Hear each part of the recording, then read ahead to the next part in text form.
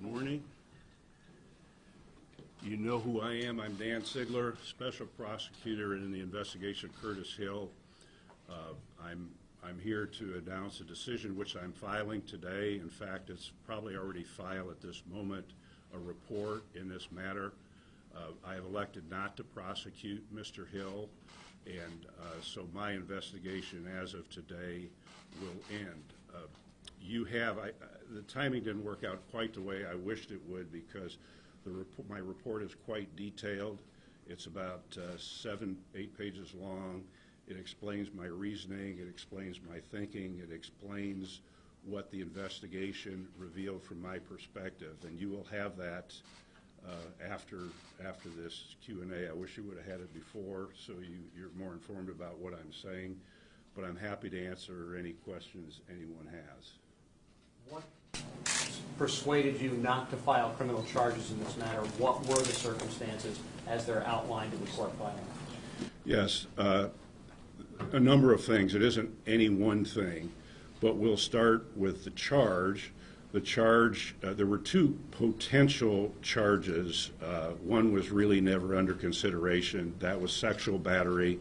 That would be a D felony. A sexual battery requires force, and this was not a situation where I determined that force could be proved, so that was quickly discarded by me. The second question was what I call simple battery, rude, insolent, or angry touching of another person by a person. That is a class, well, in my day, it was a Class B misdemeanor. I don't know if it's still called that. I think it is, but it's a misdemeanor charge. So that was a charge. So to prove that, you have to prove the intent of the person charged. What was in the person's mind? I did not feel I could prove the intent of Curtis Hill to be rude, insolent, or angry. The setting of this lent itself to problems in prosecuting. It was in a bar. It was in the early morning hours. Free alcohol was being served and flowing. And most of these witnesses, the Inspector General questioned 56 witnesses, I think, or the special agents and officers from the detectives from the Indianapolis Metropolitan Police questioned 56 witnesses. But those witnesses were not questioned for many, many weeks. And so recollections being what they are in a bar at 2:30 in the morning, we had a lot of varying stories. I will say that from the victim's perspective, and I had 4 people who came forward to say that they were inappropriately touched, and they certainly believe they were inappropriately touched, and I took their statements from the perspective that I believe them. I did find them to be credible because I wanted to decide if I believe them, is there a case for prosecution? So I did believe them, and nonetheless, I decided I didn't think I could meet my burden. If a crime did not occur in this circumstance, what did occur in this circumstance? Well, again, when you read my report, if you look, there's 2 different paths or 2 different rails to this case, and they're tied together with the same facts.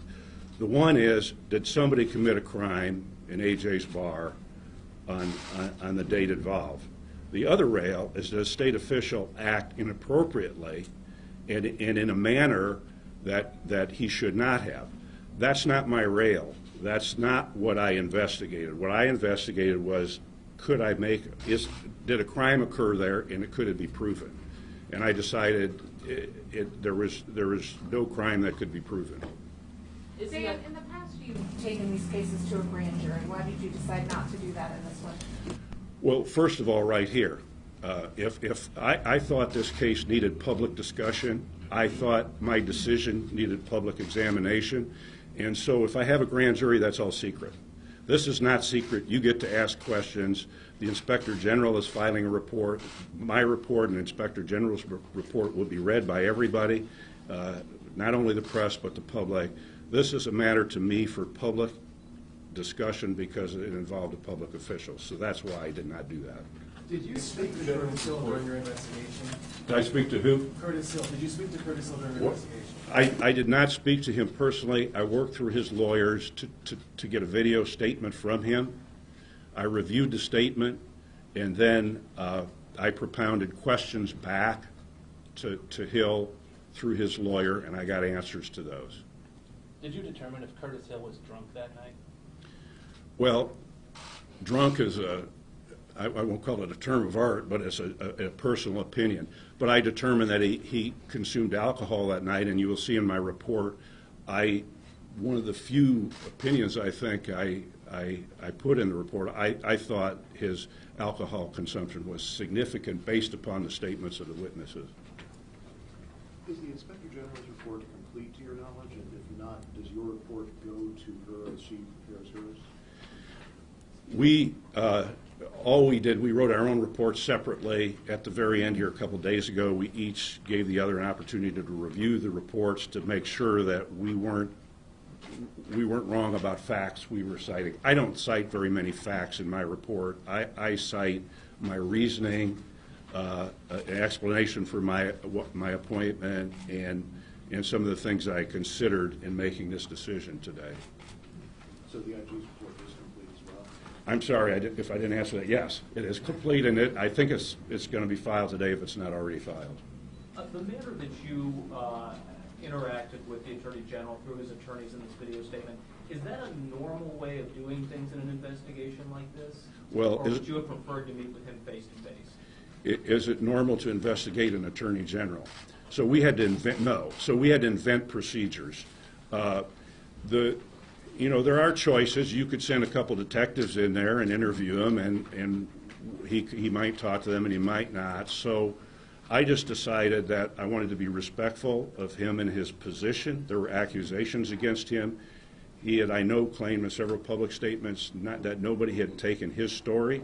So I wanted to hear his story from him first, and so that's why I did it that way. Separate from the criminal action, you were an elected official. Do you think, as a former elected official, Curtis Hill should remain in office? That's track one. That's not my track. Right. So but nice try. As a former yeah. elected official. No, I'm not. I don't have an opinion about that for you. I'm stuck on track 2, which is the criminal case, and that's why I'm here. Would someone accused of battery normally been afforded the ability to submit a videotape statement with their attorney asking the questions instead of being approached by investigators? I mean, it sounds like Hill was never questioned by investigators. He was not at my behest. And the answer to your question is normally you'd send the detectives out to talk to the person. So if you're asking the question, was he afforded any special treatment, the answer is no. My job was to get to the facts the best I could, the unvarnished facts. You don't go out and put the Attorney General under Klieg lights and have a cross-examination. First of all, he's a lawyer. He's an experienced lawyer and a prosecutor. So you have to find the best way to get the information. That was taken with a cooperative approach, and I feel comfortable with what we got there. This gentleman had a question here. It sounds like you may have briefed some of the accusers. Can you kind of share a little bit about their view about what you've done here today? I don't know their view, and I'll leave that to them. They're intelligent ladies, and they have a right to speak for themselves. But they were very cooperative. I was impressed with them, and I think they have a story to tell, and I imagine they'll tell it. How many people were interviewed, and was there any video from the bar? A full-time prosecutor's salary. It's about $70 an hour. So I will submit a bill at some point which has to be approved by, I'm going to ask the judge to approve it, and I think it has to be approved by the auditor. It is, at this stage, let's just say, not very much in the scope of things. It's under $10,000 it would be probably. Just a guess. No. You said you can't pass judgment on the morality of whatever actions Mr. Hill did that night, but are you able to characterize or describe what you concluded he actually did do? No, I'm not here. I can't characterize it, and it's not that I won't pass judgment because it's not my function. Is it fair to say that that he did indeed touch them on their bodies without their permission? From his statement, he does not deny touching, okay? But there's a lot of vague in-betweens on all that, so there's no, there was no denial that there was touching. There's no denial. There's disagreement as to the extent of it, as you might imagine. So there is certainly the stage set for between Curtis Hill and the accusers as to what really happened.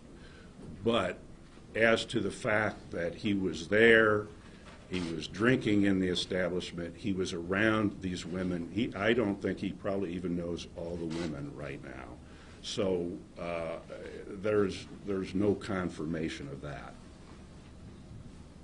Anybody else? Will his video statement be released? No, not by me. Did Curtis Hill drive home that night? I can only describe the facts as they come from witness statements and from Hill. The witness statements, that's the one thing I think that's probably agreed upon. No, he took an Uber ride home. As many did there, probably necessarily. Do you think, in your investigation, did Curtis Hill have too much to drink? I can't characterize it that way because I wasn't there. I didn't see him. I can't nail down how many drinks he had. That was a problem. But I think his consumption of alcohol was significant. He had alcohol, according to his own words, before he got there, and he had alcohol while he was there. But I can't characterize it because I don't think I ever got full information on how many drinks he had. I would say, and again, if you look at my report and you look at the Inspector General's report, there is much time in the Inspector General's, many statements devoted to how he appeared, and so you can make that judgment yourselves when you read the reports. So the evidence of intoxication is more from the standpoint of behavior and appearance than it is from counting the number of drinks that people saw that he had, because that was difficult. That information was difficult to come by. Are we done? Okay. Hey, thank you, everybody. Good to see you. Everyone, so victims and counsel are going to have a news conference in here. If they let us, or we'll go right outside. Okay, then we can. Sorry, but a release has been sent out, so you should have that. A release has been sent out. I just sent one directly to you. You probably got it twice. It's got a copy in there. Warren Torres is putting out, President Clark is putting out a news release. Okay, so we'll move forward.